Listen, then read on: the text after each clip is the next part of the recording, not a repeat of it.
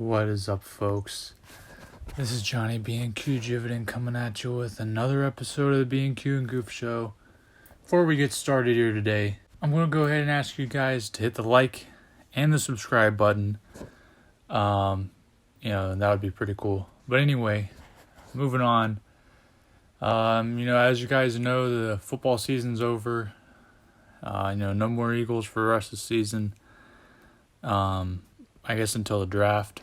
We'll see how that goes. But, not really a whole lot of news with the Sixers right now. Obviously, we're on the All-Star break. Other than Matt McClung, who's technically a Sixer right now, winning the slam dunk contest. So that's pretty cool. First guy ever to pretty much just walk in from the G League. And, he was on, a two-way contract. So part of me thinks that, did they just sign him just to win the dunk contest?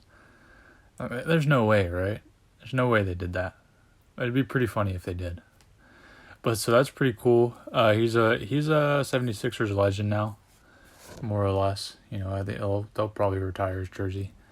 No, but that was pretty cool. Before the All-Star break, we got a win against the Cavaliers, which is another really tough team in the East. Probably one of the top teams in the East right now. With Donovan Mitchell, who's he's a great player. I'm a big fan of his, but I think that was a really big win for us to get, just to show that we could beat the other elite teams in the East. I do not know off the top of my head. I don't remember what our playoff position is right now. I think we're about 3 or 4, somewhere in the top 4 range. I know we're not number 1. I'm pretty sure Celtics are number 1. Bluck, I know, right? Gross. But, things are looking really good for the Sixers right now. There's a lot of big trades that happened, buyouts and signings. We thought we were going to get Kevin Love, it looked like, first, second. Well, it wasn't a sure thing, but, we were one of the teams that were kind of in the running for him. But, and that would have been cool to get him, but really, we really didn't make any big changes as far as, before trade deadline or, went after any of those kind of free agent guys that had their contracts bought out. But, I don't really think we needed any of those guys too badly. I think we have a really solid team with Joel Embiid, Tyrese Maxey, James Harden, of course, Tobias Harris. He's, as far as fourth options in the league, Tobias Harris is still a really valuable member of the team. I know people kind of get on him for sometimes he doesn't produce as much, but really when you look at it, he's the fourth option on the team, and he's producing as much as he needs to. He'll still drop 20 points a game sometimes. So yeah, overall, I think our team's looking really solid. So I'm not too upset that we didn't make any big changes. I know a lot of these other teams are making big moves, but I don't think that there's really, obviously there's areas the team can improve. Obviously there's players that would have made our team better, but it's just with the options we have, I don't think there's anything really worth giving up what we would have had to give up to get it, if you can understand what I'm saying.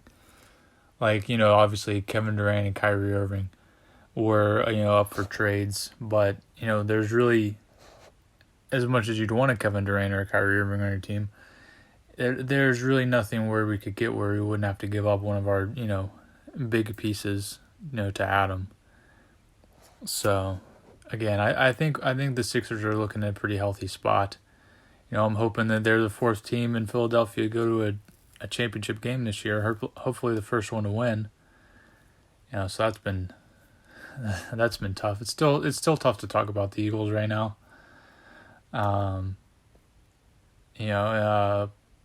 But, moving on. Spring training starts next week for the Phillies. I know they got a game against the Yankees and a game against... Man, I can't remember. Some Midwest team, I think, maybe. Maybe I don't have a clue. I don't remember. It doesn't really matter. But, so that'll be interesting to get our first look at, Philly spring training and see how things are going for them. They didn't really make that many big moves in the off season. other than re-signing Trey Turner and letting go of John Segura. Flyers won last night against Calgary. Calgary Flames, they beat them 4-3. Again, I really don't think it's going to matter. They're obviously, they lost 3 straight games where they gave up 6 points or 6 goals, and that's not really something you can do. But like I said last time, they're pretty much, not like they're saying they're going to tank this season, but they've pretty much said we're just going to rebuilding mode. So I don't think we can really expect any sort of real, what do you call it? No, like we're not going to go like on a run where we end up making the playoffs. So again, until like some sort of trade happens or some sort of big probably personnel move happens with the Flyers, and it's probably not going to be anything really newsworthy. But other than that, Drexel's men's basketball's kind of had a down week. They're kind of on a losing skid right now. I think, I don't know, maybe 3 games in a row, something like that. 4 of their last 5, maybe. So, they were looking good after they beat College of Charleston, which is a very tough team. I think at the time they were the number 1 team in the conference. They might still be, I don't know. So, we're hoping, Drexel can turn it around. And it's looking like they're going to have to pull off a run in the conference tournament to be able to make, March Madness.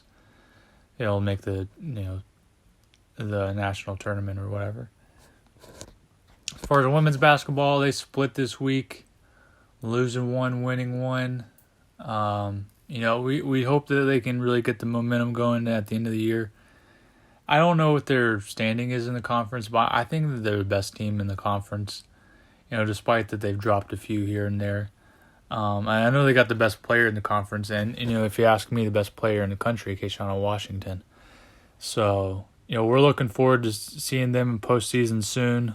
I think they're going to make some waves, and I'm really excited to see, how they play at the tournament, this March, next month.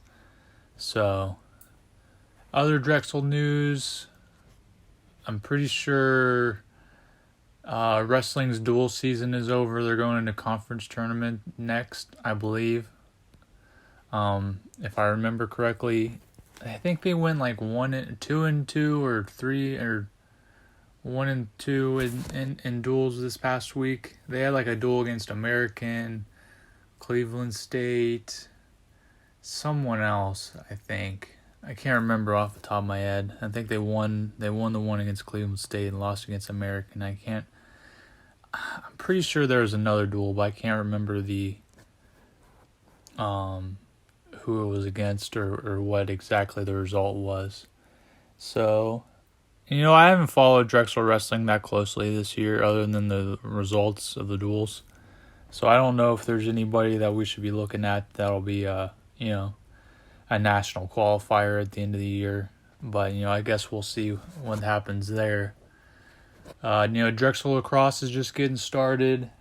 I think their women's team's off to a 2-1 start. Their men's team dropped their first game this season. So, now obviously I don't know that much about lacrosse.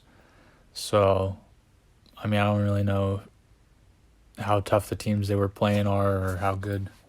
My point is I don't know what to make of their season yet. Obviously you can't really make anything off of a couple games. Or in the men's case, just 1 game. But, even if you could, I wouldn't know because I don't know lacrosse that well. But anyway, Drexel softballs got started. I meant to look it up. I don't really know who they've played and what the results have been so far. But, we're rooting for them. We're hoping they do well. After, obviously the disappointing ends for the Phillies, the Union, and the Eagles, we're looking for, the sick. And and the Flyers are pretty much taking themselves out of, what would you call it, playoff contention or whatever. So you got to think that really the last hope for Philly to get a title this year is going to either be one of Drexel's teams or the Sixers. So, we're putting all of our rooting our cheering energy into hoping those teams win and cheering them on. But that's all I got for the show this week. Thanks for listening. Thanks for watching. Again, make sure to like and subscribe. Check the description for all the links to the blog, where we got a whole lot more stuff, and my other channels and my other social media. And make sure to follow us on all that social media. And one more time, thanks for listening. Let's go 6.